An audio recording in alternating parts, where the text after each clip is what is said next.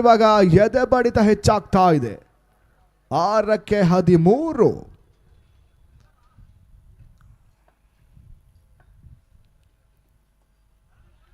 ಓಟಗಳಿಗೆ ಅವಕಾಶಗಳು ಬರ್ತಾ ಇಲ್ಲ. ಡಾಟ್ ಬಾಲ್ ಸ್ವೀಪ್ ಮಾಡುವಂತ ಪ್ರಯತ್ನ ಯಶಸ್ಸನ್ನು ಕಾಣ್ತಾ ಇಲ್ಲ. 5ಕ್ಕೆ 13. ಬೌಂಡರಿ ಸಿಕ್ಸರಿನ ಅವಶ್ಯಕತೆ ಕೂಡ ಲಯನ್ಸ್ ಅಡ್ಡಕ್ಕೆ.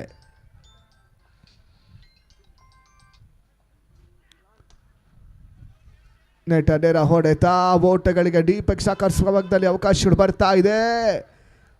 2ನೇ ಓಟವನ್ನು ಕೂಡ ಇಲ್ಲಿ ಪೂರೈಸ್ತಾ ಇರ್ತಕ್ಕಂಥ ತಂಡ ಲಯನ್ಸ್.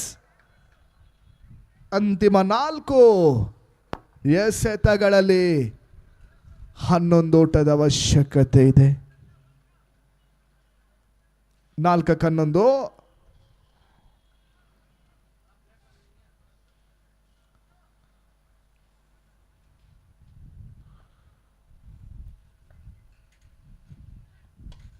ಬಿರುಸಿನ ಹೊಡೆತ, ಕ್ಯಾಚ್ ಕೈ ಸೇರ್ತಾರೆ. ಮತ್ತೊಂದು ವಿಕೆಟ್ ಪತನ.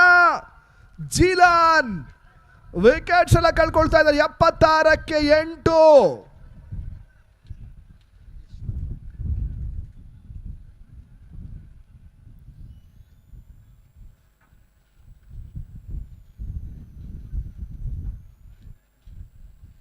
ವಿಷ್ಣು ಹಾರ್ದಿಕ್ ಹೊಸ ಬ್ಯಾಟ್ಸ್ಮನ್, ಫಿನಿಶರ್ ರೋಲ್ ಅನ್ನು ಇಲ್ಲಿ ಕಂಡ್ಕೋಬೇಕಾಗಿದೆ. ಹಾರ್ದಿಕ್ 3ಕ್ಕೆ 11. 3 ಬೌಂಡರಿಗಳು ಬರಬೇಕಾಗಿದೆ, ಅಥವಾ ಒಂದು ಸಿಕ್ಸರ್ ಬೌಂಡ್ರಿ, ಒಂದು ಒಂಟಿ ಓಟ ಸುಲಭದ ಲೆಕ್ಕಾಚಾರ. ಇಲ್ಲಿ ಬೌಂಡ್ರಿ ಬರಲೇಬೇಕಾದಂತ ಒಂದು ಪರಿಸ್ಥಿತಿಯಲ್ಲಿ ಲಯನ್ಸಿನ ತಂಡ.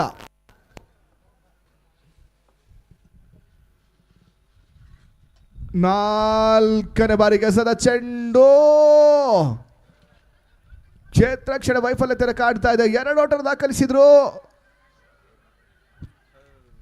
3ನೇ ಓಟವನ್ನು ಪಡೆಯುವಂತ ಪ್ರಯತ್ನ, ಪೂರೈಕೆ ಕೂಡ. 4ನೇ ಓಟವನ್ನು ದಾಖಲಿಸುವಂತ ಪ್ರಯತ್ನ.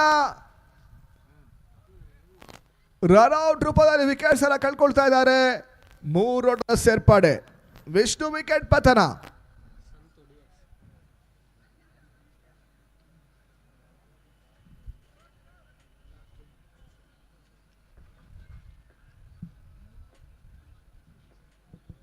ಸಂತೋಷ್ ಹೊಸ ಬ್ಯಾಟ್ಸ್ಮನ್.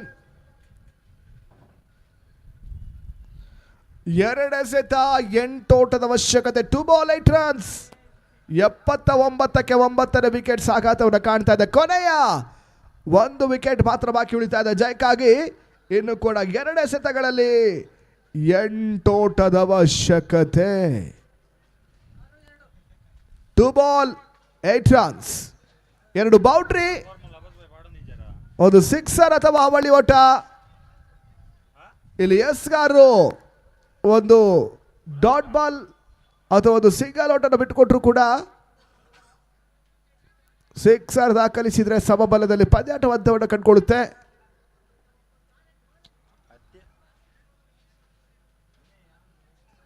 ಎರಡು ಎಸೆತಗಳ ಮುಂದೆ 8 ಓಟದ ಅವಶ್ಯಕತೆ. 2 ಬಾಲ್ 8 ರನ್ಸ್. ಪಂದ್ಯಾಟ ಮುಂದುವರಿಸಿ. 2ಕ್ಕೆ 8.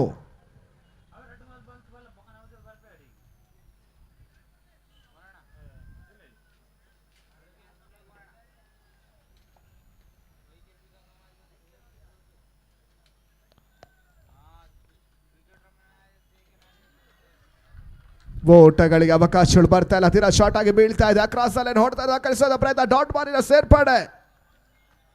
1 ಬಾಲ್ 8 ರನ್.